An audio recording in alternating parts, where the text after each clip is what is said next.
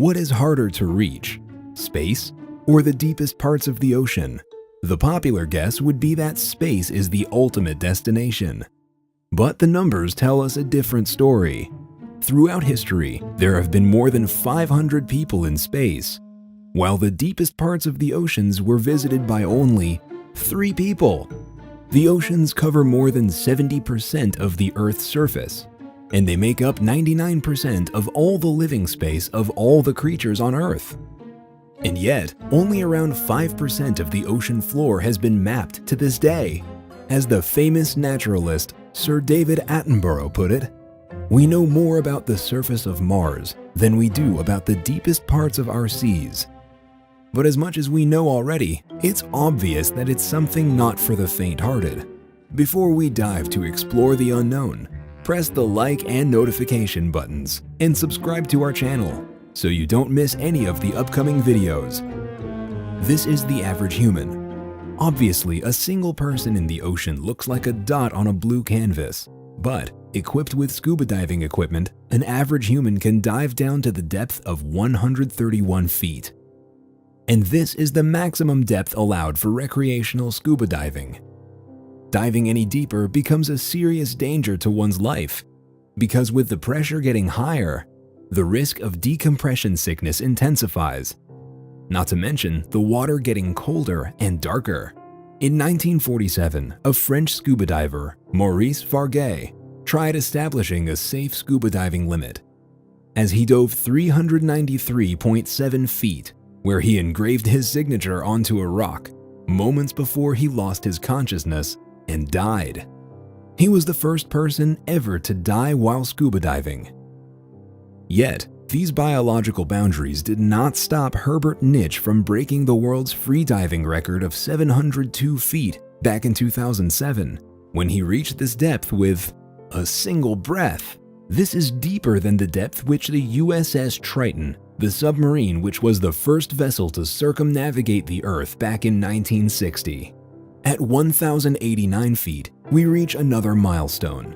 This is how deep an Egyptian scuba diver, Ahmed Gabr, swam down back in 2014, breaking a Guinness record. This is 26 feet more than the height of the Eiffel Tower. From this depth onward, you can start looking around, and the chances are that you might meet a blue whale, the largest animal on Earth. These 140-ton animals dive here to hunt giant squids. The pressure here is 50 times higher than on the surface, which means that staying alive here is not for humans, as our lungs would get crushed here instantly. But we must go deeper. At 2,395 feet, we reach the point of no return for modern nuclear attack submarines. A step further, and their hulls would implode. As we reach 3,280 feet, we enter the midnight zone. It's called this for a reason. Light does not travel any further, and everything else below this point is covered in complete and permanent darkness. At the depth of 3,937 feet, we reach the maximum depth for the white sharks. These 1-ton killers wandering these depths give us a clue about the depth where the infamous extinct megalodon sharks would probably be living today. Just imagine how fun it would be exploring these waters and bumping into one of these prehistoric 59-foot-long, 100-ton beasts. And you could only see them with a flashlight. As we descend deeper into complete darkness, the pressure keeps rising, and at this point, it reaches up to 5,800 pounds per square inch, which means that the life forms that can survive in conditions like this are rather different and scary. And here, it's not the darkness that you should be afraid of, but light. Because in these depths, we enter the territory of creatures that don't look so cozy, such as the anglerfish. They use their body parts to emit light, which attracts prey into their mouth. So, if you see any lights there, it's definitely not Christmas.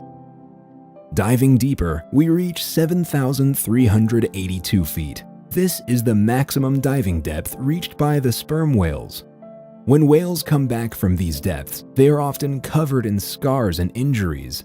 That's because at depths like this, they meet and fight with the monstrous colossal squids. These squids weigh around half a ton and grow up to 16 feet, while the sperm whales themselves reach up to 39 feet and weigh up to 57 tons.